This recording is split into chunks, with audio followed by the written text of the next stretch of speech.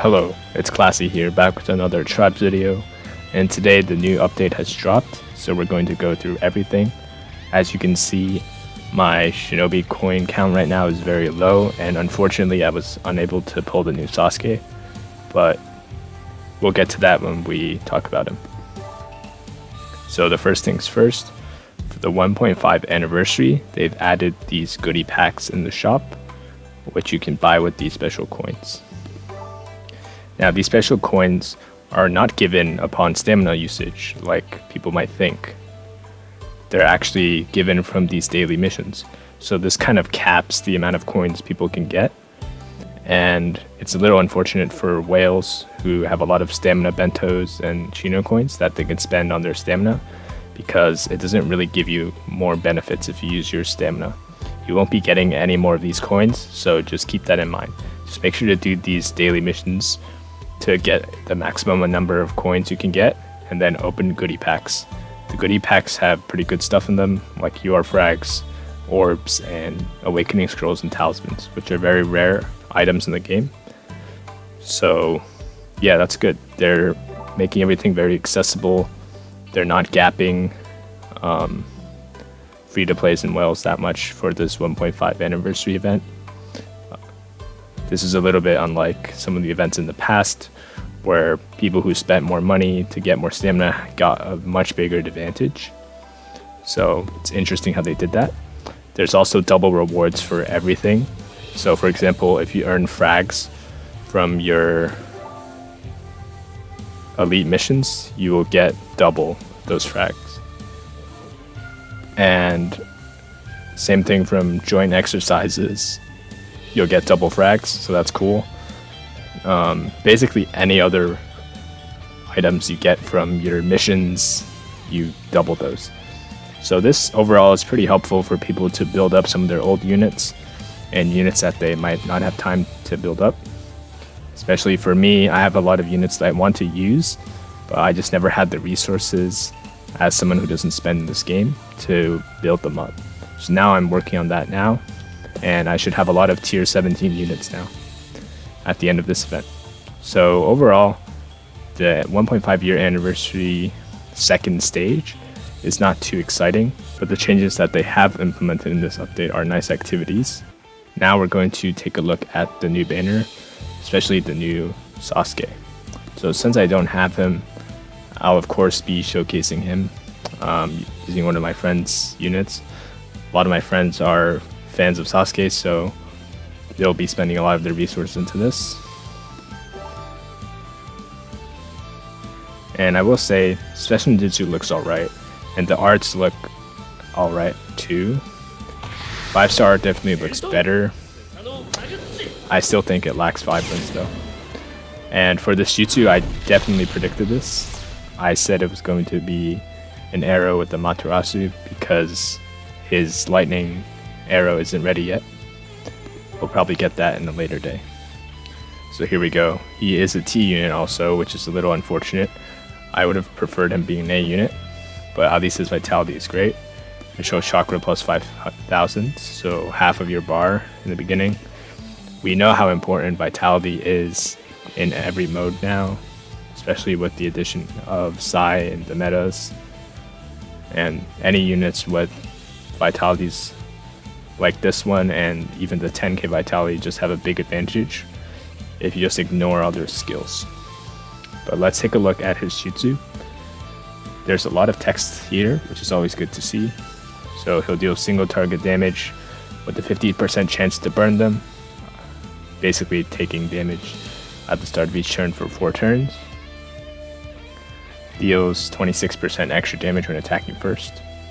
Boosts all allies' damage increase rate by 17%, critical damage increase rate by 19%, damage reduction rate by 19%, guard damage reduction rate by 23%. So this is very good balanced buffs. It boosts damage increase rate and critical damage increase rate, which are some of the most important offensive buffs in the game, and the numbers are pretty good too. Damage reduction rate and guard damage reduction rate are also really important defensive buffs, and those are being boosted as well by a pretty significant amount. These are not permanent, but I do believe it will last 2 turns.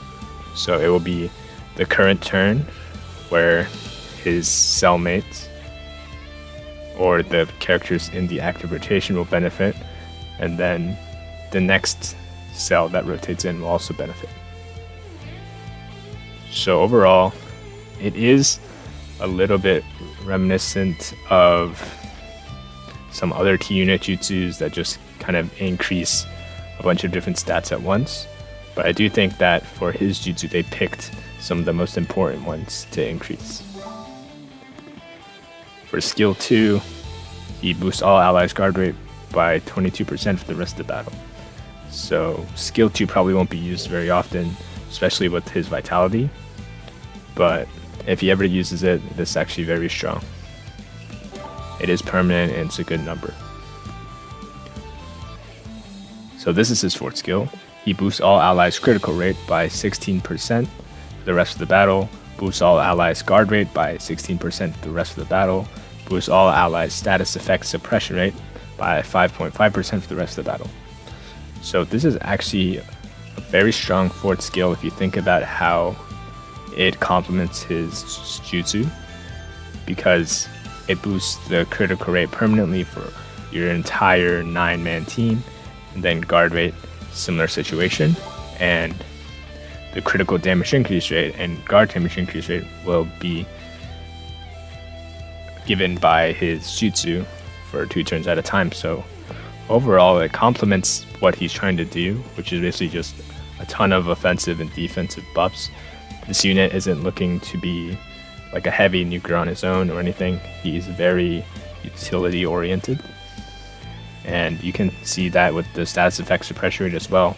It's always great to have this buff, especially when it affects a lot of people on your team, because this kind of nullifies the meta of people using stuns. It's not going to permanently nullify or completely nullify any of it, but it can definitely reduce the chance of your units being stunned, especially by AoE stunners. So I do like any units that provide this to their teammates.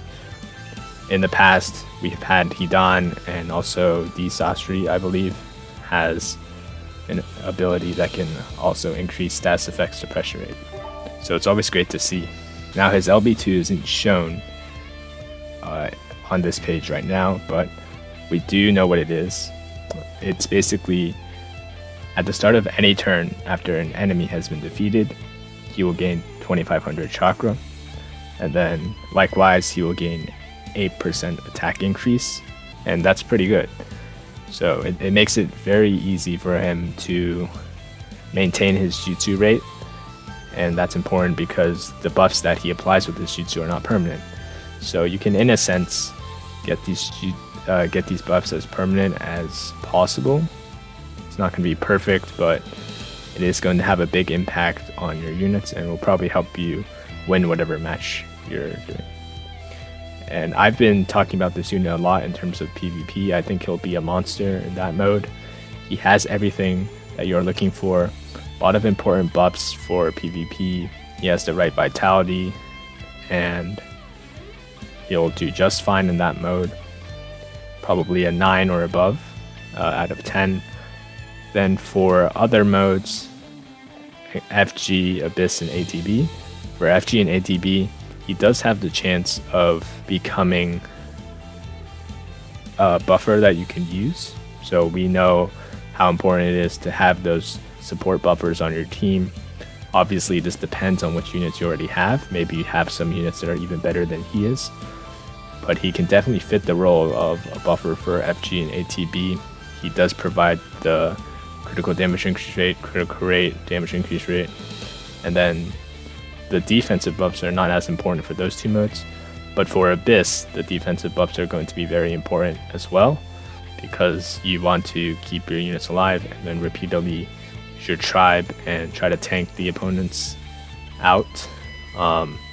Maybe you'll have better units as well for that mode, so I can't say that he's going to be an absolute monster in PvE modes. For PvP, definitely think about putting this guy onto your team. PvE, he can definitely go onto your teams as well. Just keep in mind what you already have and what he could or could not replace. So that's basically my review for now. And everyone asked me the question, should we summon? I'd say that if you like Sasuke, definitely summon, don't even think twice. All Sasuke fans should be summoning on this.